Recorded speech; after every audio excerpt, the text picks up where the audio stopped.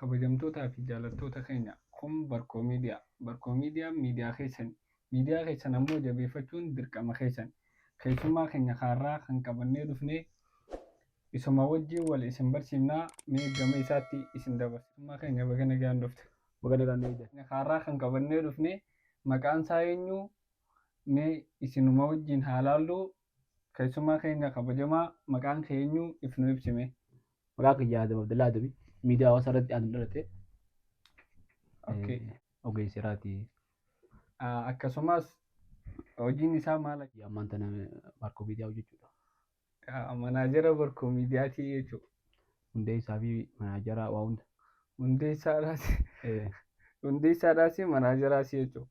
Amma mee asumaan gama gaaffii keenyaatti adeemnu. Gaaffiin keenya irraa miidiyaa hawaasaa irratti. Kanaaf amma Adam gaaffii takkaffaan itti fayyadama miidiyaa hawaasaa safuu uummata keenyaa waliin ni deema moo hin deemu? Miidiyaa hawaasaa jechuun dura jalqaba irratti hiikaa isaa yoo ilaalle miidiyaa hawaasaa jechuun karaalee itti tooftaalee itti namni wal quunnamuun hedduu jira. Tooftaalee itti namni wal quunnamuun keessaa dur namni miidiyaan deemee wal quunnamaa. San booda immoo yaabbii adda addaatiin dhaamsa walii geessaa. San booda immoo xalayaadhaan walii geessaa. Xalayaawwan sanii dhuguu geessu. Xalayaa gartee halluu faarraa waan tolfameen walii barreessaa ture. Barreessee gartee maree walii erga. San booda waraqaan dhuftee waraqaa walii barreessuun sanuu namaan erganii. Boodarra immoo waraqaa barreessanii erguu sanirraa waraqaa barreessanii poostaa kaa'uu dhuftee. Gaa poostaan dhuftee addunyaan gaa waan bareedduudhaan wal quunname jedhanii poostaa wal quunnamuu turanii. San booda bilbilli dhufee walii bilbiluudhaa. Osuma akkasii deemaa gartee miidiyoom mode of communication tokko mala gartee namni itti wal quunnamu keessaa miidiyaan hawaasaa isa tokko ta'eeti argamaa jechuudha yeroo ammaa tana. Miidiyaan hawaasaa kun karaa itti namni wal quunnamu namoonni haja adda addaatiif dhimma adda addaatiif odeeffannoo dabarsanii dhimmoota siyaasaarra nama kakaasuuf dhimmoota hawaasummaa irratti bashannanaaf goofataaf qoosaaf dhimmoota amantiitti barsiisuudhaaf yaada isaanii ibsachuudhaaf namoonni cunqursaa jala jiran cunqursaa jalaatti bahuudhaaf qabsoo godhuudhaaf walitti hidhaminsa godhuudhaaf fakkeenyaaf oguu qabsoo godhuu jennu gaafa qabsoo uummata musliimaa Itoophiyaa keessa jalqabdee bara 2012 akka lakkoofsa warra Awurooppaatti gaafa san feesbuuka dura fayyadamuu dura eegalanii yaada adda gaafa dibsachiisamaa san gaafa san dura feesbuuka banachuu eegalee akkaawuntii banuun akka jabaadha. Gama Finfinnee kanatti namoota gama Finfinnee kana jiranitu akka miiseejii hin ta'in waan tokko kan gartee namni ergaa waan namni hundinuu maxxansee namni hundi arguu danda'u jira jedhanii maali wanti kun jennee guulaallu feesbuuka. Feesbuukni immoo gaafa sanitti bilbilli akka ammaa ismaartifoon kun hin jiru bilbila kaan kana hedduu daataanis dadhabaadhaatu jira namaan fidu. Akkasi keetii fakkeenyaaf wanni si kaaseef sochii qabsoo uummata musliimaa san godhuu keessatti feesbuukni hedduu gargaaree jechuudha. Gama feesbuukaatiin miidiyaalee adda addaa ture gaafa san BBN fa'aa Bilaan Reediyoo fa'aa Najaashii fa'aa miidiyaa adda tokko ture. San hundaa'uu kan itti argannu feesbuuk irraa daawwaloo godhatanii dhageeffatanii jechuudha. Akka ammaa kanatti hedduu namuu viidiyoo poost godhuu maal godhuun kun hin baramne. Sanii deemaa miidiyaan hawaasaa kun waa hedduu itti fayyadamanii deemaa as ga'e jechuudha.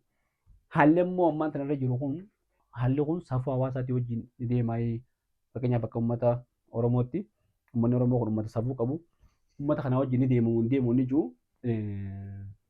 Akkuma ganda keessatti fakkeenyaaf namoonni hogguu nama wajji haasawan yookaan wajji haasawan namoonni safuu cabsanii jiran.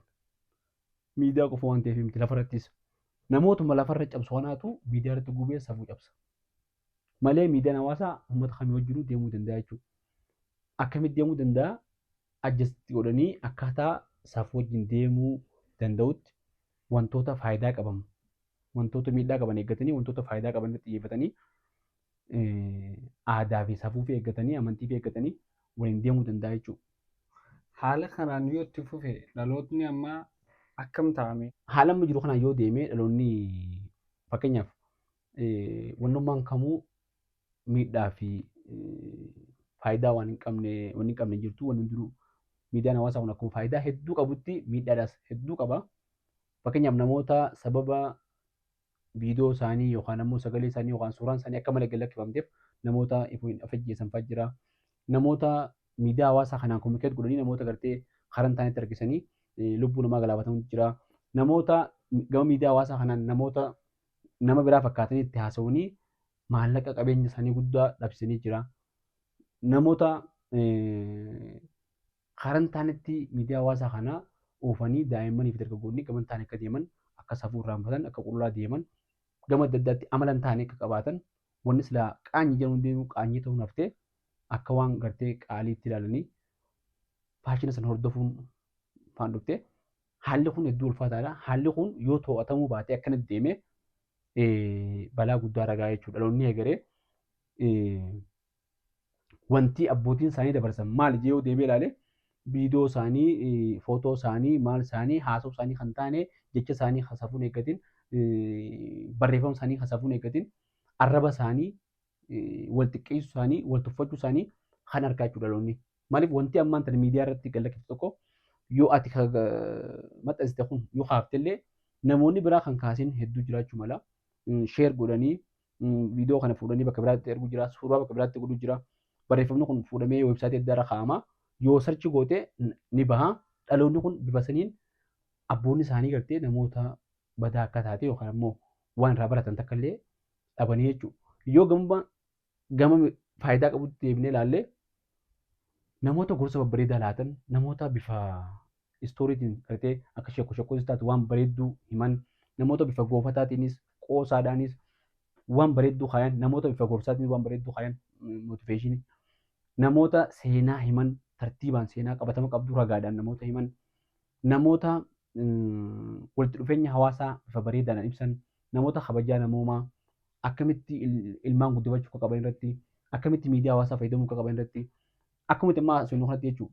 Miidiyaa hawaasaa kana akka fayyadamuu qabnaa akkatti faayidaa isaa guddifnee miidhaa xiqqeessuu qabnaa jedhee namoota mari'atu bareedaa dhaloonni yoo arge hedduu dhaloonni egeree gama kanaan dhaloota faayidaa qabu ta'a jechuudha dhaloonni ammaan tanaa kun dhaloota egereetiif. Kanaaf gama lamaan ilaalamuu qaba jechuudha dhaloonni kun. Yoo haala gartee hin to'atamne hin deemee akkanumatti gartee summii miidiyaa hawaasaa jirtu ta gosummaa ta gandummaa ta gartee daangaan qabatanaan deeme dhaloonni egereetillee dhaloonni kunis badee dhaloonni egereetillee badaa jechuudha. Yoo ammoo ammarraa wantoota sirrii ta'an wal jajjabeessaa wantoota gartee gadhee ta'an yookaan ammoo wantoota qaanyii ta'an waan hin taane hambisaa deeman dhaloonni kun dhaloota jabaa ta'uu danda'a jechuudha. Itti fayyadama miidiyaa hawaasaa kana fakkeenyaaf gama biizinasii deebisanii maallaqa irraa argachuudhaaf akkaataa gartee oomisha isaanii ittiin beeksifatan oomisha isaanii ittiin nama biraan gahan godhanii yookaan ammoo teekinooloojii ittiin guddisan dhaloota kana ittiin waa barsiisan saayikooloojikaal meekaappii dhaloonni kun akka bayyanatu godhan namoota miidhaa adda addaa jiran namoota gartee qabeenyaa fi rakkoo adda addaa jiran ittiin waliin gargaaran yoo godhan taate hedduu gama bu'aa qabeessaa godhuu danda'anii jechuudha. Kanaaf dhaloonni kun filannoo akkuma abbaan itti fayyadametti yoo gartee sirriitti itti fayyadamne sirriitti qabne faayidaa irra oolchina. Fakkeenyaaf akka amma haasuu jiru kanatti wantoota faayidaa qabu yoo haasuu taate namni waan kana daawwatus arkee dhaloonni boodaalleen arkee wanni kun seenaa bisoo kaamaa namooti argaa waan faayidaa qabu tokko irraa argatanii jechuudha.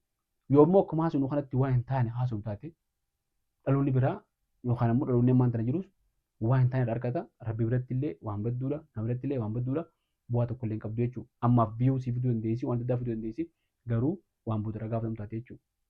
Maaltu furmaata ta'uu danda'a ammamii haala miidiyaa hawaasaa amma deemu jiru kanarratti maaltu furmaata? Wantoota ammaan tana reefu kaase kana. Haalli amma deemu kun wantoota qaanyii namoota haasawan wantoota dabaa namoota haasawan namoota nama arrabsan namoota nama guddaa fi xiqqaa addaan hin beekne hin kabajne namoota gartee haala gartee faallaa ta'e qofaan deeman hordofuutu heddummaata ammaan tana. Kontentii tokko kireet gootee miidiyaa irratti ol baafte hagartee qaanyii hagartee hin taane qofaatu ilaalama. Kun hedduu ilaalamu. Haala kanaan ammaan tana yoo deemne balaa guddaarra geenyaa jechuudha. Kanaaf immoo wanni furmaataa akkuma reefu jetti waan silaa miidhaa dhalootaa qabu ammaas boruus egeres waan qabu xiqqeessaa dhorkaa waan gartee faayidaa qabu irratti xiyyeeffachuudha jechuudha. Kun ammoo gahee eenyufaadha jennee oggaa ilaallu gartee namuutu bakka jirutti fakkeenyaaf namuu akka dhuunfaa keenyaatti itti gaafatamummaa qabna. Feesbuuka kee irratti, tiiktook kee irratti, waatsaappii kee irratti, telegiraama kee irratti, waan kee irratti itti gaafatamummaa qabda. Yuutuuba kee irratti. Wanni ati ol baaftu waan aadaa fi safuu eeggate, waan naamusa eeggate, waan naamusa amantii eeggate, waan nama fayyadu yoo taate atummaan akka dhuunfaatti itti gaafatamummaadhaan waan san raawwachuudha jechuudha. Jalqaba irratti wanni godhu qabdu. Namoonni gartee waan kana furmaata kana godhu. Kalamadaa kaampaaniidha. Kaampaaniin ammoo numa godhan amma kaampaanii hanga tokko tiiktook illee hanga tokko fakkeenyaaf akkaataa itti filtara godhaniitu hin jirre jechoota arrabaa kana tiraansileet godhanii afaan biraatti deebisanii wanta godhuudhaaf yeroo dheertuufaatti fudhata. Malee yoo beekan numa dhorkan. Wantoota safuu cabsuu kanallee numa dhorkan. Hanga danda'anitti jechuudha. Kun ammoo poolisii gaazexaaliin isaanii ganaa jabaachaa koomitii gaazexaaliin guddachaa deema malee ammatti jalaa miliquu danda'anii jechuudha. Habiraa mootummaadha itti gaafatamummaa qabu. Mootummaan seera baasee fakkeenyaaf Awustiraaliyaatti amma namni amma 18 gadi tiiktook hin fayyadamu. Amma 16 si'a Awustiraaliyaatti akka gartee hogguma saayiniin gootu umriitti galchita. Umrii san si gaafatee yoo umriin san ol ta'uu baate akkas dhorku godhamaa jechuudha. Awustiraaliyaan seera akkasii baasuudhaan fakkeenya taatee jechuudha ijoollee dhorkuudhaan. Waan hin taane irra ijoolleen akka yeroo siin finne. Ijoolleen ammoo waan tapha feetii namni gaafa umrii tapha ijoollummaatti hundi namaatu tapha fedha. TikTok harkannaan ijoolleen ammaan tana nyaata dhugaatii yaadattu. Waan shoortii gaggabaabduun harkannaan nyaata dhugaatii yaadattu. Warra waan san uumuuf maallaqa galaa fi ijoollee teenyaaf ammoo jiruu badaa jechuudha. Kanaaf tokko mootummaadha jechuudha waan kana godhu qabu. Fakkeenyaaf dhiyeenya kana mootummaan Itoophiyaa tiktokoroota gartee safuu cabsan jee waan adda addaatiin shakke hidhee ture. Waan sanillee akkaataa isaan itti baasan naan galu. Abbootiin gadaa gartee dhimma kanaaf quuqamtee dilan akka itti baasan hin beekne namoonni biraatu namoota siyaasaa namoota gurguddaa adda addaa hedduutu jira. Isaan akka itti quuqaman hin beekne beekamtii argachuun tungaa yookaan immoo yookaan mootummaan beekaa tume illee gartee beekaa yoo manguddummaan akka kottaa akka itti galakkisuun dhabee jee galakkise malee hin beekne akkaataa fakkeenya namaa ta'utti jechuudha san akka gartee akeekachis ta'utti yeroota silaa feemasa gurguddaa beekamtii guddoo qaban kanaa'u ni hidhee mootummaan jedhanii namoonni hedduun akka harka deeffatanii waan hin taane keessa seenurraa if qusatan godhee jechuudha. Itti fufuu jira jechuudha kaampiin kun. Wanni kun ammallee dhiyeenya kana Hararitti illee poolisii Hararitti illee nama bayan yoo ta'u hidhamee jira. Namoota gartee safuu cabsanii yaada cabsanii yookaan ajandaan ta'an yookaan ammoo uummata na gowwoomsuudhaan ajandaa uumanii waan hin taanetti deeman seerrinis bahee duraan seerri jira. Dabalataas gartee seeronni bahanii dhorkuun dirqama jechuudha. Kana malees qaamoleen NGO'dha. Qaamoleen miti mootummaa kan jiran abbootii amantii NGO hayyoota manguddoota namoota baratan dhaabbilee yuunivarsiitii fa'aa dhaabbilee adda addaa dhaabbilee siivikii jarri kun hundinuu hubannoo kennuu qaba waa'ee miidiyaa hawaasaa irratti. Namoonni ogummaa qaban namoonni waan kana baratan hubannoo kannanii akkatti faayidaa miidiyaa hawaasaa kana guddisanii miidiyaa hawaasaa kanaan uummata irra geessuu fi nama dhuunfaa irra geessus dhaloota irra geessus xiqqeessan irratti hubannoo gahaa kan nu barbaachisaadha jechuudha. Jarri kun hanga kana hirmaannaa yoo godhanii namoonni hundinuu gama jiruun bakka jiru namni hundinuu itti gaafatamummaadhaan fakkeenyaaf maatiin itti gaafatamummaa qabdi. Maatiin takka bilbilaan ijoollee sossobuurra ijoolleessi akkuma dur barteetti akka biraa sossobattee guyyaa waa xiqqoof yoo gartee boo'ee malee haraaratti taanaan bilbila kun dhiisuu danda'u ammoo osuma haraaratti hin taane bilbila irraa dhiisanii ilmoo akkuma gartee nama dur ilmoo guddifataniitti guddifachuu qabanii jechuudha. Yoo akkas hin taane amala miidiyaa hawaasaa ijoollee yoo barte hedduu ulfaataadha jechuudha. Maatiinis itti gaafatamummaa qaba. Dhuunfatti namoota itti gaafatamummaa qabna. Mootummaan itti gaafatamummaa qaba jechuudha namni hundinuu. Beekumsa moo beekamtii caala? Akka namni akkatti hiikkatutti beekumsi yeroo hundaa'u ni caala yeroo hundaa'u. Beekumsi immoo beekamtii barbaada. Amma beektonni hedduun beektonni beekumsa qaban hedduun beekamtii harkatan. Addunyaa irrattis yeroo namoonni filoosofaroonni gurguddaan namoonni injiinaroonni namoonni saayintistoonni gurguddaan beekaman kun namoota beekamaadha. Namoonni beekaman kun ammoo isaan beekamanii beekumsaani malee waan rabishii hojjetaniiti miti. Fakkeenya namichi atoomii boombii tolchee namichi boombii tolchee ampoolii tolchee waan adda tolchee nama beekamaadha. Namni xayyaara tolchee namni adda nama beekama. Maaliin beekamanidha wanni guddaan amma beekamuu qofaa miti. Beekamuun akkam barbaachisaadha. Garuu waan ittiin beekaman sani jarri sun wanni isaan ittiin beekaman Amma Hitler Adolf Hitleris Mussoliniis beekamaadha. Nama fixee beekame. Dura bu'aa jechuun biyya takka bulchuu ture. Garuu nama fixuudhaan maqaan isaa beekame. Addunyaarra namni isa hin beekne hin jiru. Namni biraa tokkos nama Muhammad alayhi salaam nama beekamaadha. Rabbiin ergee addunyaa guutuu irratti nama gartee jireenya isaa keessatti fakkeenya nama hundaa ta'u lakkoofsa tokkoffaarra jira rool moodelii ta'uudhaan beekamaadha. Namni badaa fi hamaanis beekamuu danda'a. Garuu wanti hin beekamtu walitti. Namnummaan beekamu badumaa fi gaarumaa fi hamaadhaaf beekama. Garuu beekumsi beekamuu fi beekumsilee walitti namoonni jajjabaan si hime kun beekamtii isaan argatan beekumsaani. Namoonni biraa immoo hammeenyaan beekaman kun namni fakkeenya isaan godhatu hin jiru addunyaa irratti. Namni gartee beekamtii qaban malee. Kanaaf namni beekumsa qabaatee beekumsa yoo beekame kan barbaachisaadha. Wanni irratti xiyyeeffachuu qabnus kana namni sun ta'uu qabu. Wanni sochiin nuti goonu hundinuu beekumsaan beekamu maaliif uummanni kun ifii gadi ilaalu ifii ol ilaala malee. Yoo beekamte fakkeenyaaf hordoftoota horachuudhaami hordoftoota baramoonni beekamtuu waan biraati miti. Hordoftoota hangaatti qabdu, viiwwatti qabdu, folooratti qabdu kana namoonni waan sirrii hojjetan beekumsa irratti hundaa'anii saafuu eeggatanii hojjetan yoo guddatanii beekaman namoonni isaan jala deemu hundinuu karaa sana hordofan jechuudha. Oromoo ta'u. Yoo immoo namoonni negatiiva karan taane gartee arrabsoo waan qaanyii qofa deeman beekaman namoonni hunduu karas deemu jechuudha. Fakkeenyaaf waan ammaan tana mul'atu jira bara. Namnummaan Oromoodhaan beekamuudhaaf namni waan hin taane godha namni hundinuu ni mul'atti matuun. Maaliif akkasii namoota beekamaniitu waan hin taane beekaman waan takka fidanii waan hin taane godhanii waan saniin beekaman namni biraallee ilaallatee anis akkasitti waan takka haasoo yoo ilaalte fakkeenyaaf waan qaanyii haasoonii beekamuun normaal taate jechuudha. Saniif waan qaanyii haasoonii dafanii beekaman. Yoo ammoo namni biraa waan sirrii hojjetee beekame namni sirrii sana hojjechuuf yaala malee waan qaanyiitiin beekamuuf yaadu jechuudha.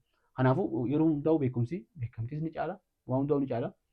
Garuu immoo beekumsa gubbatti beekamtii yoo dhufte kan bareedaadha jechuudha. Keessummaa keenya affeeramtee isin nu dhiyaachuu keetiif galatoomii gaaffii narraaf qabanne kanuma yaada dabalataa yoo qabaatte daawwattoota keenyaaf.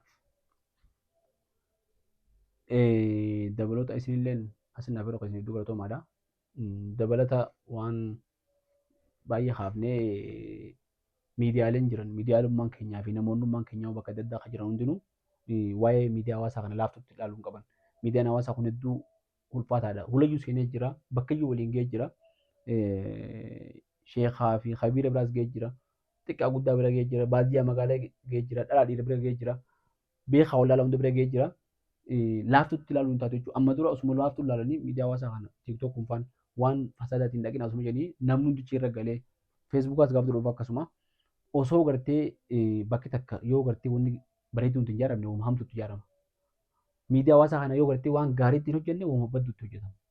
Kanaaf dhiyeessanii taa'uun sirrii miti. Namoonni waan gaarii hojjechuu danda'an hojjechuu qaban jechuudha. Kanaan qabaadha. Daawwattoota keenyaa nu daawwachuu keessaniif galatoomaadha. Keessummaan har'aaf qabannee dhiyaate.